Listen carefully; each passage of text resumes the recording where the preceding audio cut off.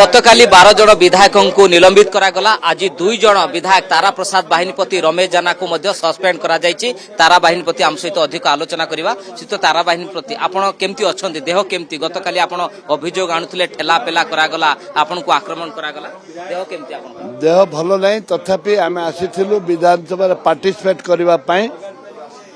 Speaker participate न करी हम सस्पेंड कले आम नारे नहीं मानले। ये एक निंदनीय घटना। आमे सिंपल कथा आमे मागुथुलु गोटे हाउस कमिटी कर।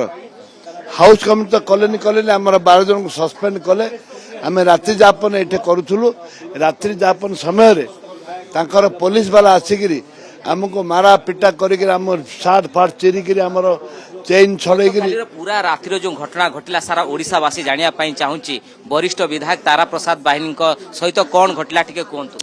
मते सेमाने फटकेना आसिले, लाइट सब बंद करदेले।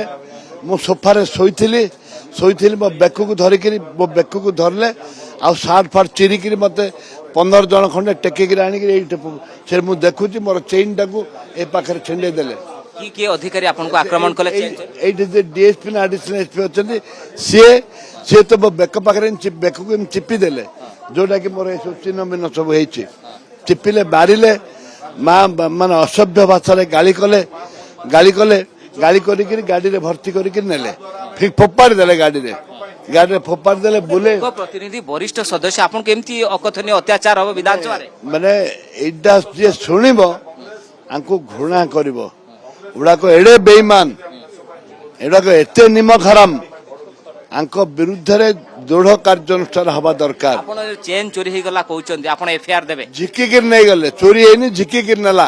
बेरा जे डीएसपी अछि बेरा। हां एफआईआर देबो, हम लेखाले नै एफआईआर देबो। आगामी दिन आहुरी स्वर तेजिबो विधानसभा नले बाहर? हमें डरिवार प्रश्न उठुनी, हमर स्वर गाँ रे पहुंचबो। तारा प्रसाद बाहिनीपति रिएक्शन शुणुले। गतकाली कौन घटना घटीथिला विधानसभा भितर शोइथिबा समय तांको अतर्कित भावे आक्रमण करागला बोली अभियोग आणुचंती। अभियोग आधार केते, किंतु आज तांको सस्पेंड करा जायछि। विधानसभा परिसर रु कैमरा पर्सन संजय सह ज्योति प्रकाश, कनक न्यूज।